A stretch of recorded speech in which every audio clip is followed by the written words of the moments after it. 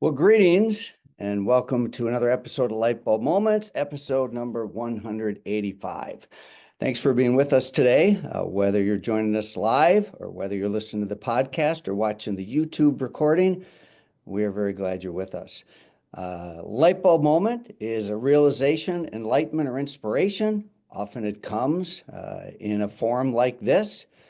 We hope that you get a spark today, and certainly the guest today offers plenty of spark. We'll get to her in a little bit here. I'd like to give a shout out to a couple of our sponsors, Qnity and Lightheart Sanders. Thanks for helping to sponsor this forum. And I wanted to just take a quick moment to connect to our last episode, and then also speak to something that's coming up now weeks away, and that is our 4th annual Phil Conference. Hence my orange glasses, because orange is the color of the Phil. And what I wanted to do is connect the dot for our guest last week, which was episode number 184. You definitely want to watch it because it is 3 generations bringing play into culture, work, schools, etc., from the foremost authority and the person who literally wrote the book on play, 92-year-old Dr. Stuart Brown. I'm super excited to announce that at the Phil, we will be featuring Mia Sundstrom, who is the granddaughter and is a passionate promoter and is carrying on the legacy of the Institute of Play. She will be doing a segment on the science of play, unlocking human potential, and a workshop unleashing the power of play for business and culture, creativity, and connection. So really excited that between last week and this week, we decided to bring Mia in. And again, I'm very excited about that because it very much ties with the theme of the conference. Mia is a dynamo. She is a Division I gymnast, or was, and now she's an assistant coach at the University of Denver. And she's a very inspiring lady, and we're so excited she'll be part of the Phil. So with today, speaking of spark, we're going to have Qnity Shaw, who is a lot of ways that I can describe Qnity. One way is to describe her as the Bali Lama. You'll have to unpack that one, Qnity, a little bit. And as you will see in a moment, as I welcome Qnity to the screen and the mic, she's probably got some yellow on. Qnity, good morning. How are you today? Oh, good morning. And of course, I always have yellow on. Your signature color. You go nowhere without yellow. And I actually have this to show you today. I brought this back from Austin. So anyway, you got your yellow, I got my orange, and here we are talking to each other. Thanks for having me.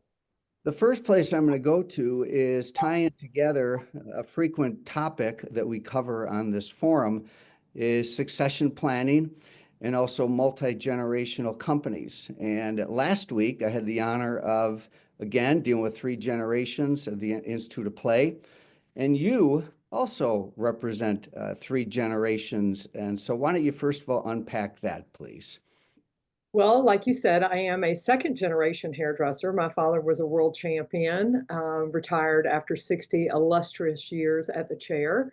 And now I'm lucky enough to not only work with my husband, my daughter-in-law, but the legacy of this company, and that is my son, Jameson, who heads up all logistics and education. We call him the director of smiles in our company, and he not only works with our 50 chair salon here in Atlanta, but he's also a breath of incredibleness with my brand of Sunlight. So he is just all things encompassing.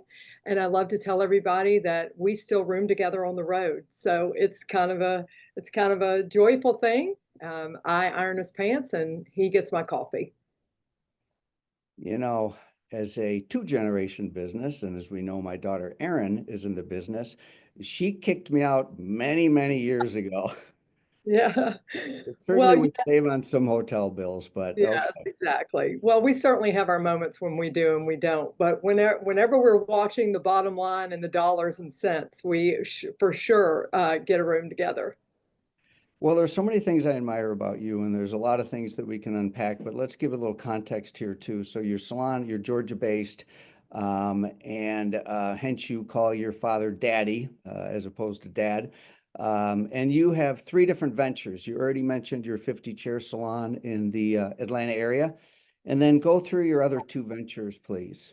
So obviously, I'm known for being an educator. That's been my lifeblood for my entire career. And so I started an academy probably close to 30 years ago now, teaching French cutting and balayage highlighting.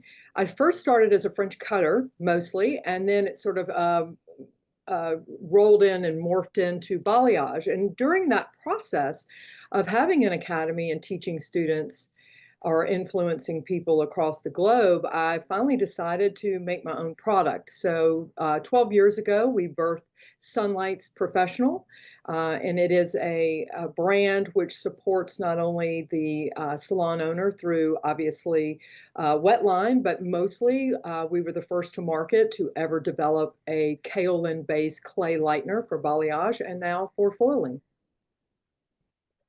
So your main focus, I mean, we had this conversation when we were getting caught up and about where your focus is. And you got these three ventures, and it's pretty difficult to really put all your attention in all three ventures at the same time. Your main focus right now, though, is as a salon owner. Is that correct? I would absolutely have to say that, Tom. I put my entire breath, weight, and energy behind birthing the brand of Sunlights, and now it's doing really well. And we are, I wouldn't say on autopilot, but there's ways that you can step back from leaning into that, quite so much as it relates to how we do it. I have over 65 educators across the nation that teach on behalf of the brand that have come through my Train the Trainer program. So right now, Sunlights, of course, is tried and true. We do all the shows, we do distributor events, and of course, we have our 12,000 square foot facility here in Atlanta where we do our training. So fortunately, we have a lot of those systems in place, and fortunately, Jameson is able to handle much of that, and I'm just now the talent that kind of comes in and shows up. And through that process, and I just would like to say to your listeners is, for everything that you focus on, there's obviously something that lacks your love and your attention. And through that process, a lot of learning lessons as to, what that does as from a salon standpoint. Now, from a salon standpoint, it of course attracted a lot of people wanting to work for the Dalai Lama or wanting to know about our training program because you don't have to go to beauty school in Georgia, which is unique. But at the same time, I found that there was a need for me to get back in the business and work on the business. I work at the chair 2 days a week, which a lot of people still can't believe. It's just helps me kind of keep a pulse on being a great educator, but also being in the trenches with my staff members and showing them that. So we went through a massive renovation, over a year renovation of not only our strip center, but also our salon here in Atlanta. And during that time, I felt like we needed not only, everything from head to toe. It wasn't just the face or the facade that needed to be looked at. It was all the strategies that we were doing. And more importantly, how we could dust off some old tactics and relook at the scripts and the systems of Jameson Shaw. And that's where my focus lies right now. You always have some colorful ways of describing things that I either haven't heard before or whatever. But you talked about driving a cigarette bus, comparing that Cigarette boat. a cigarette boat compared to multi-location and staying nimble. Let's talk about that for a moment. Well, that's funny you should mention that. That was actually a thing that my father used to always say. We're not driving the Titanic, people who have multiple locations, which I, you know, very much respect those who can go out and scale their formula, so to speak, into multiple locations. But it was always my father's belief that he never wanted anything he couldn't put the key in the door at night. It was just the way he was built. He had an eighth grade education. He learned to cut hair in the Air Force. So he has a really fun and incredible story about being a championship hairdresser, and why that really sort of folded into how we've always chosen to run our business is that, back in the day when people were going spa or people were going big or people were, things were becoming very fragmented. You would have the barbering shops or the blow dry bars or, the lash bar. Everything was getting very fragmented. It was my father's um, love of this business and just how he wanted to always operate more like a cigarette boat. And what I mean by that is it keeps us extremely nimble. We can make changes on a dime. I mean, if tomorrow morning I decide that we're all going to wear red, that's what we do. Or, if we're going to go up on pricing, or if we're going to look at certain strategies or things that we may or may not change, we're a little bit more nimble. And I think in today's landscape, things have gotten well, for lack of a better word, very disrupted. There's a lot of opinions out there of how to run a business, and it's not just as cookie cutter as the days of last. And I think being more nimble has allowed us the opportunity to make changes on the fly. Good, bad, or indifferent. We all know that we've had our struggles and we've had our falls, but more importantly for us, it's certainly helped keep us current, keep us trending, and keep us one of the best in our city. You mentioned the word streamline quite a bit. Streamlining this, streamlining that. That was sort of a theme to some of what we talked about for your salon. You want to go there for a moment? Sure. I mean, I think what I have seen is, we used to be of a place where we would take, for instance, a new protege, and we would spend the next year to year and a half, developing them, getting them ready to go out on the floor, teaching them all the things about profitability and, systems of how we do French cutting or balayage. And everything now has, what used to be the novel is now the cliff notes, and so every strategy that I'm looking at now is how can I make it quicker? Because when you think about today's society, people spend 6 to 8 hours a day on their phone. So everything we've done has gone digital, digital education to our staff members, everything from how we hire, how we're beginning to use AI, how we're using other resources to get things streamlined and buttoned up and tightened up. People just have a very short attention span now, and that goes along with even our guests. I told you on one of your podcasts right through COVID that the art of French cutting and balayage really saved my business because it was extremely fast and very efficient. And so I've kind of taken that philosophy of, quality and developed it into how we can take that quality, pilfer the things that are important out of our systems and really put our weight and focus behind those things that truly matter.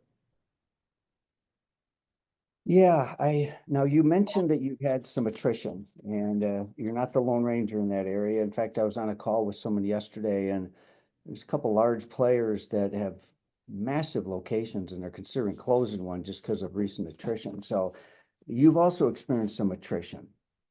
Absolutely. I don't think anybody is attrition proof. Certainly, there's all kinds of reasonings, whether someone retires, moves, or goes.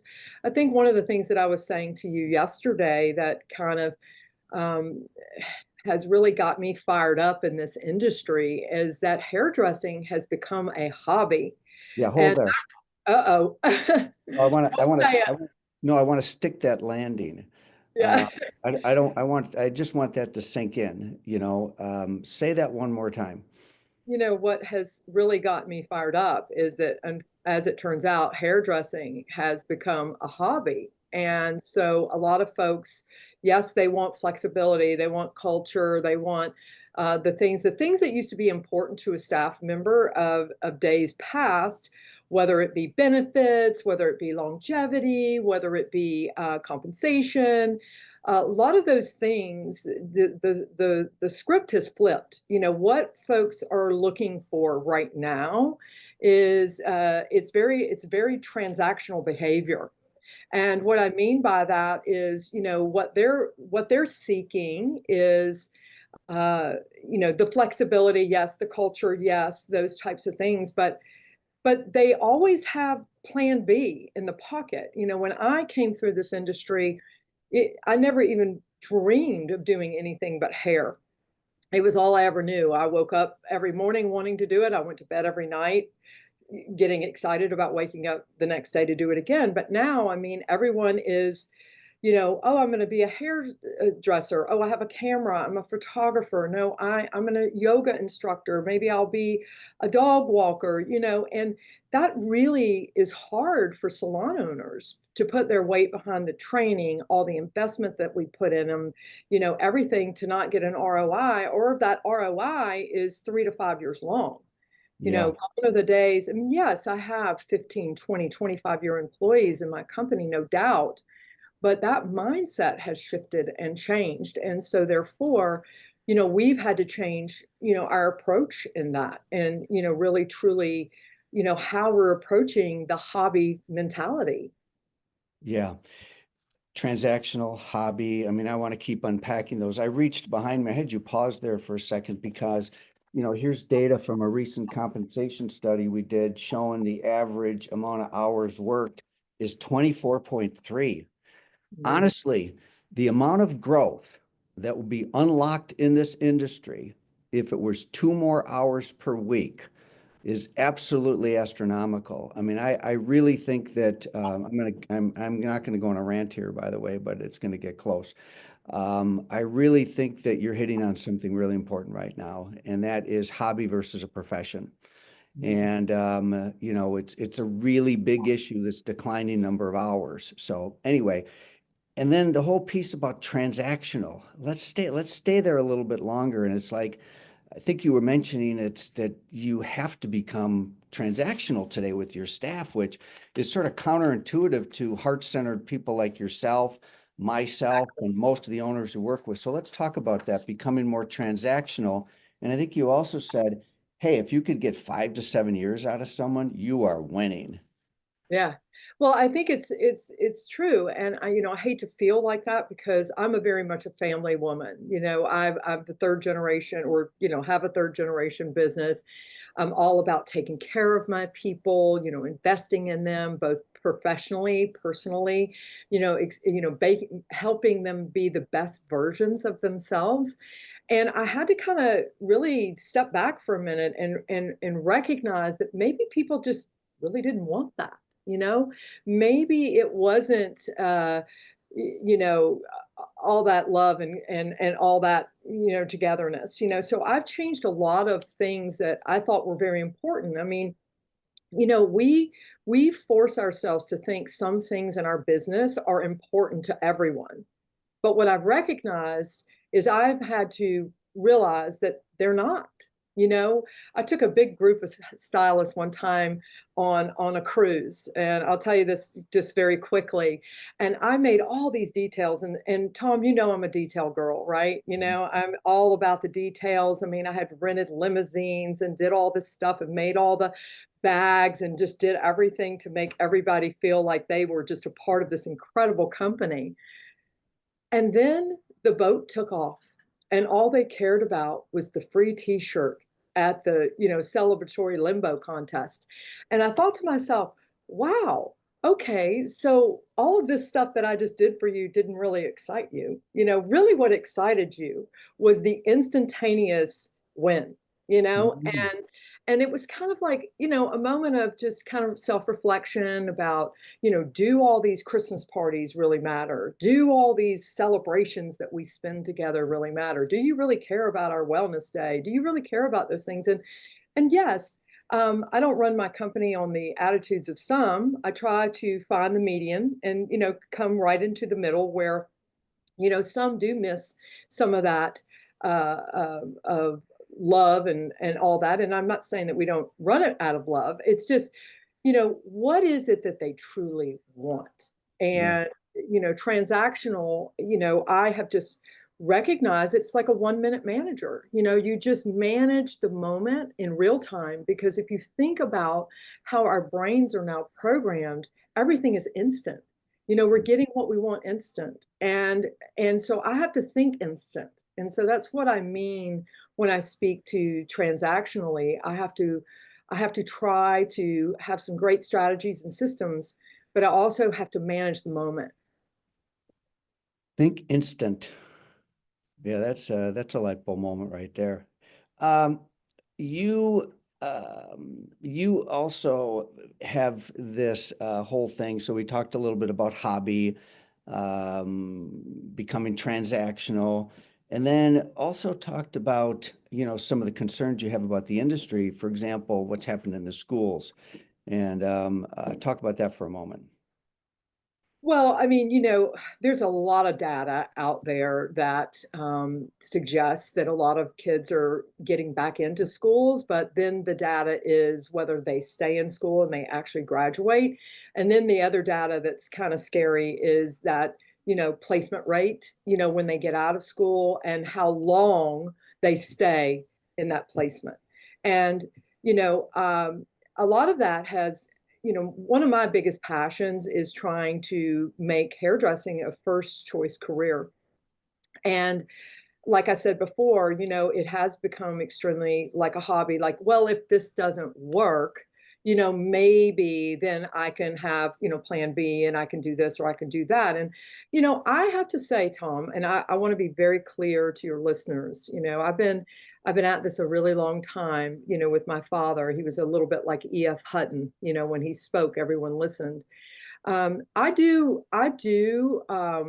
think that leadership of the past has forced on a lot of independence of the future.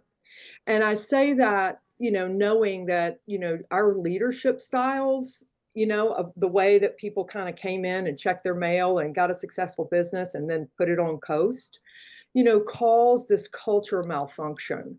And when things changed with Gen Zs, Ys, X, we just thought, it would be okay. And really, what happened was two things. Number one, kids in school were being told that they could go out on their own and they could do it on their own, right? So they were getting told that.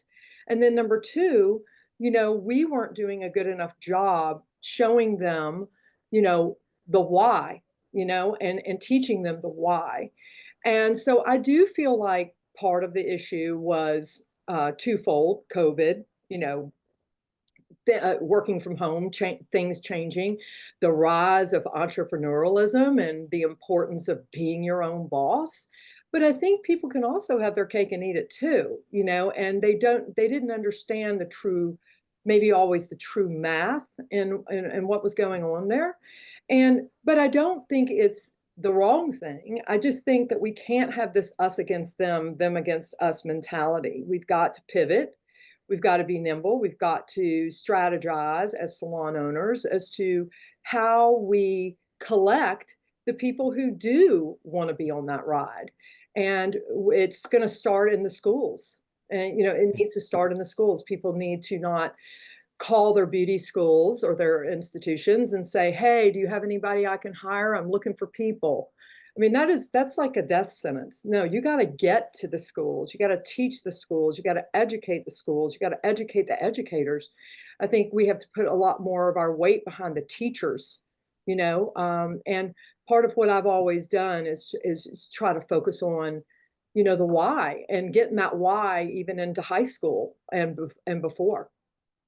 Yeah, you talked about, schools stop telling people to go solo right out of school, which I think is appropriate for a small percentage of the population. Perhaps a more mature person that's been in the workforce has maturity, but we take a pretty strong position on this in our education and really promote the benefits of entrepreneurship, which is a business within a business. I mean, starting at an employee-based salon to really learn and perhaps spend an entire career there. I mean, it's yeah.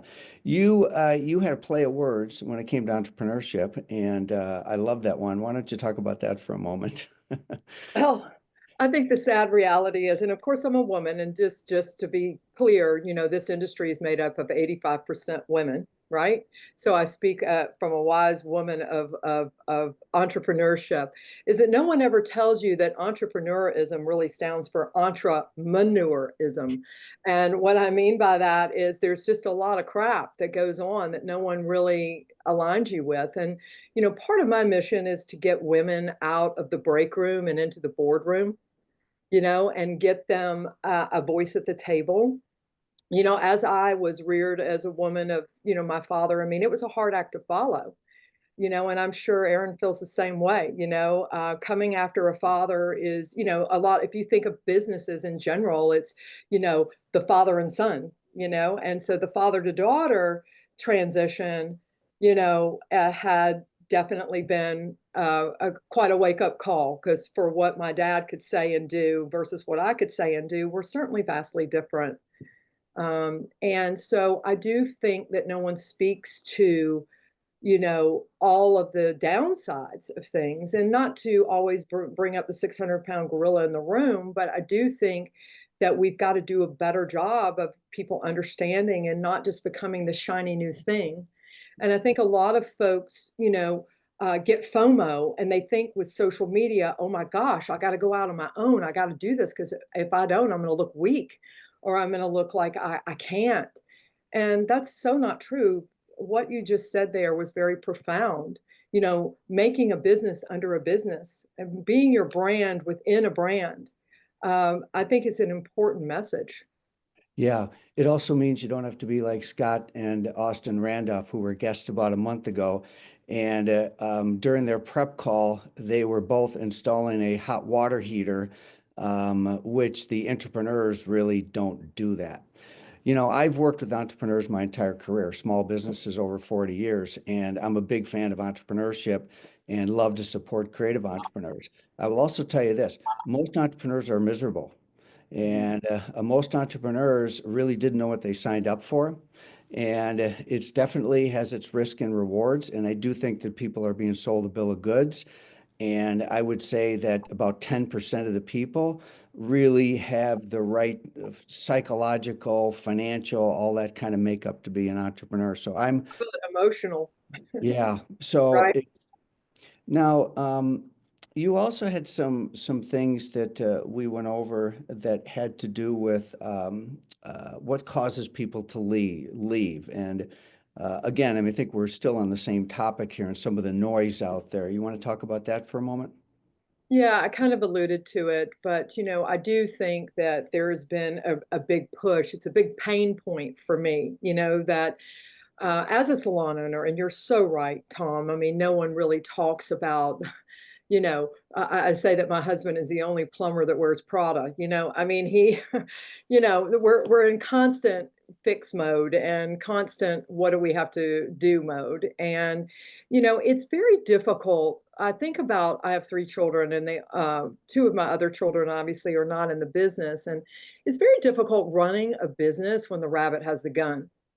Mm. And, and I say that lovingly, for anybody who's been in my seat. And I don't say it to discredit, what I signed up for, because I signed up for this. So I have to remind myself that, in many occasions when I go down my pity party road. But I do think it's important to recognize that it is very difficult to run a business with the ideology that any moment someone can walk into your office and take what you have taught them, invested in them, shown them, and pick it up and just literally take it, elsewhere, take it down the street. And, I've seen a lot of people on social media saying, they're not, people aren't yours to begin with, and you shouldn't. care about that and you shouldn't. But it's really hard when you are a creative, which creatives have an emotional bank account, right? And they put a lot of emotional um, um, uh, acumen into people. And it's really hard to continue to run a business when you continue to get deflated by attrition or someone leaving. And, you have to ask yourself with every single person that walks out, what could I have done differently? What would I have done differently? What could they have done differently? Where should I have stopped that train? Where should I have not taken a detour?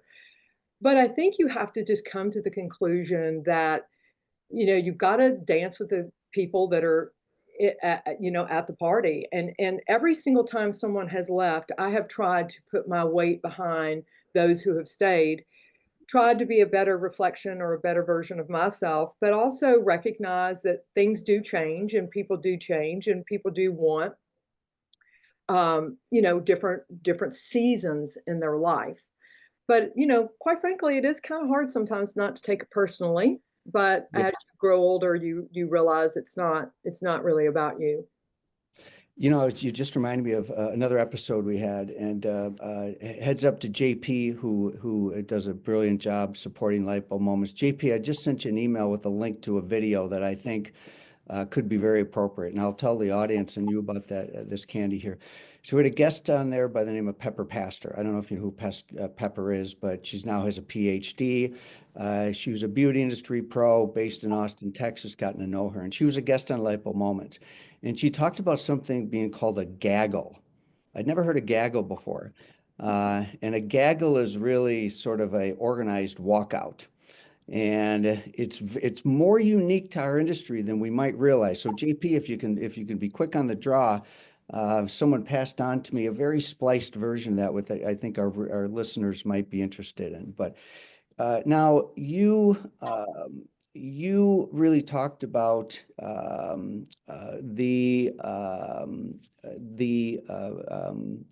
beauty as a first choice career. Okay. And I've known of you for years and years and years, Candy, but where we got to know each other and hang out and enjoy each other's company, at least I enjoy your company, I enjoy your husband's company, and Jameson too, but it was all because we were on a mission-driven organization called Beauty Changes Lives, which really is about beauty becoming a first choice career. And shout out to you because I think you helped create the single most important initiative in the history of Beauty Changes Lives with One Day, One Ticket. You deserve a lot of credit for that. And talk about that for a moment, okay? Well, I think I never went to beauty school.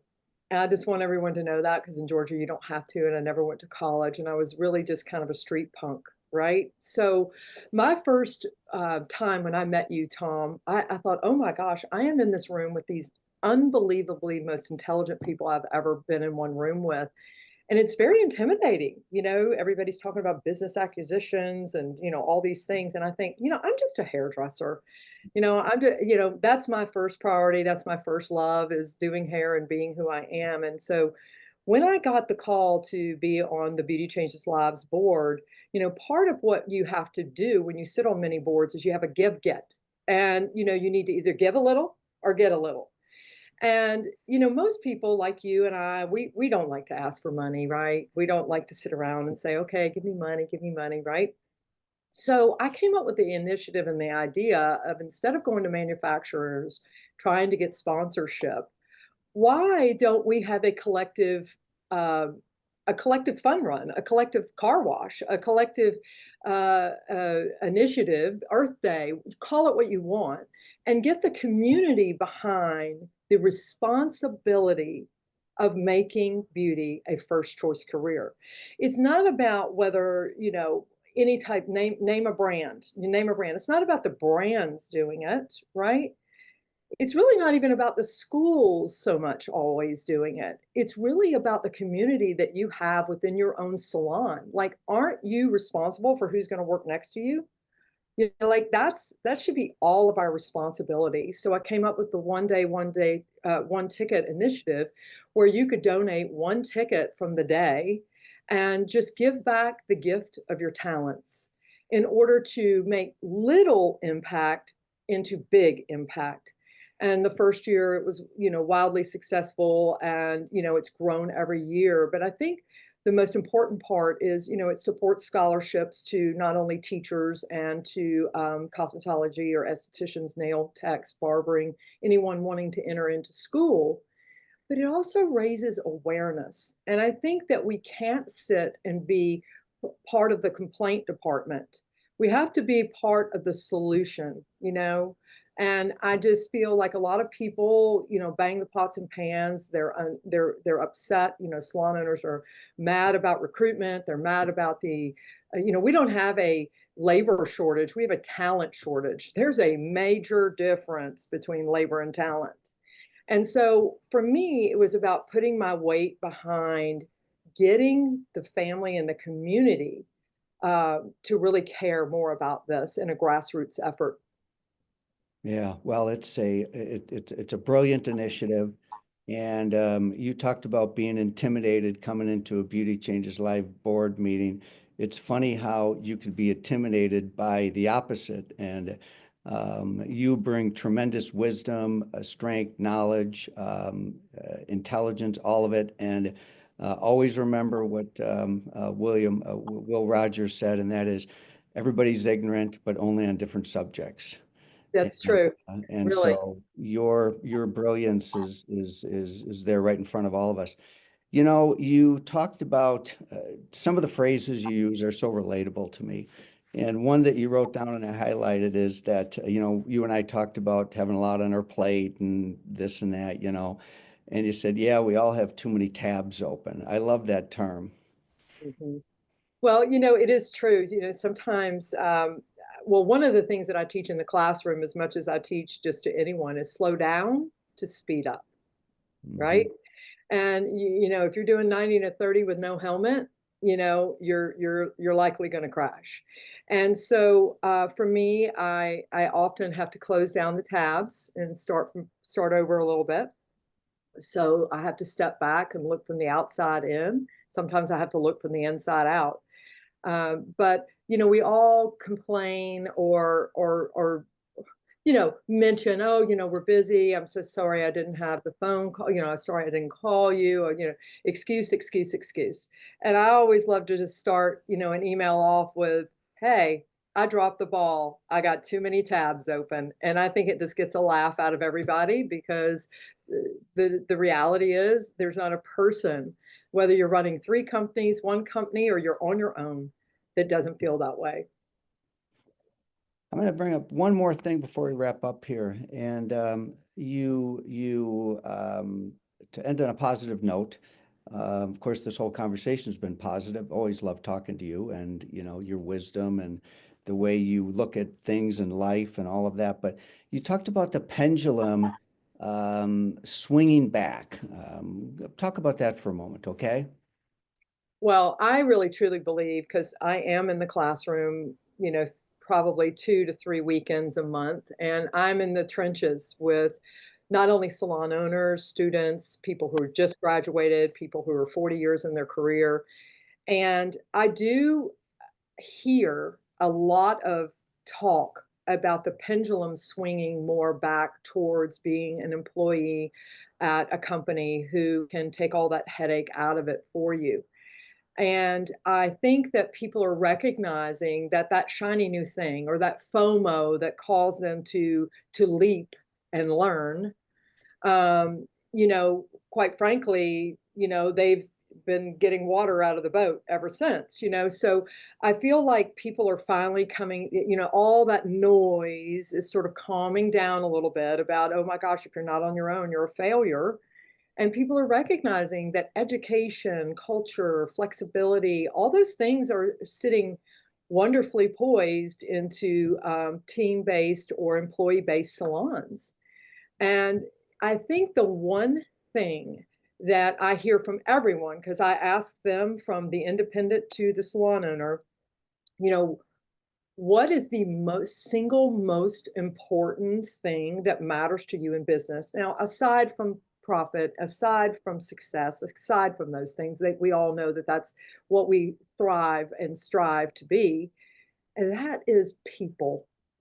And I tell people all the time, relationships will add to your bottom line of success greater than any single number thing that you can do, whether it's in a classroom, whether it's a mentorship, whether it's getting involved in your community, wherever it is. And it's about relationships. And I think picking up the phone and calling someone needs to be on your list of things to do, because we're far too often in a text behind the screen, behind a wall. And I see the pendulum swinging back to the heartbeat of why this industry is one of the greatest industries on earth. And that is people like you, our relationships, the fact that I could call you anytime, Tom, and say, hey, I'm in a pickle. What should I do about this? And not feel like a failure. And I do feel that more and more and more people are getting back to the basics of why they signed up to be an artist with heart. And of course, none of us signed up to be a starving artist. But more importantly, I think when you become a hairstylist, you become a part of something greater. You have a license to touch. And having that license to touch people, there's no amount of money greater than the feeling of making a woman or man look and feel beautiful. And so I do feel like that team really adds to that. And those relationships certainly help you along the way. Standing on your own, I think it was an old prophet that said, you can go, if you want to go fast, go alone. If you want to go far, go together.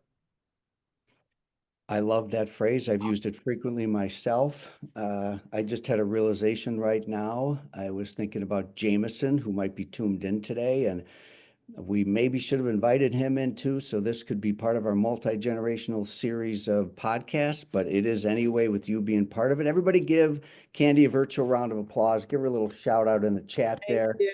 whether you're live or whether you're listening to the podcast. So listen, I have this. This is my single yellow light bulb that I have right here. But what you're going to get is you're going to get your second $1 million light bulb. Thanks again for being such a great guest, a repeat guest. What a great session, everybody. Listen to this not once, but listen to it twice. Candy, you're a star, and you shine bright. So thanks for being my guest today. Thank you, Phil. And I'm I'm Phil. Tom, by the way. I say Phil 2026 is in my future. Okay, gotcha. Perfect. Thanks again, everybody, for tuning in. Candy, always a delight. And we look forward to seeing you all next week. Bye now. Thanks Thank again. you. Thank you so much.